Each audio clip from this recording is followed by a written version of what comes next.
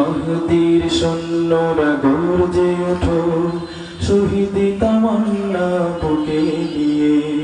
সুফিয়াঙ্গ মতবাদে রুখতে হলে এখন থেকে থাকো তৈরি হই। হাসবে মহাকাল, রুখতে হবে দাজ্জাল। হাসবে মহাকাল, রুখতে হবে দাজ্জাল। যার এক হাতে থাকবে জান্নাত, এক হাতে থাকবে জাহান্নাম। মানুষকে বলবে ডেকে ডেকে, আমি তো তোমাদের খোদা।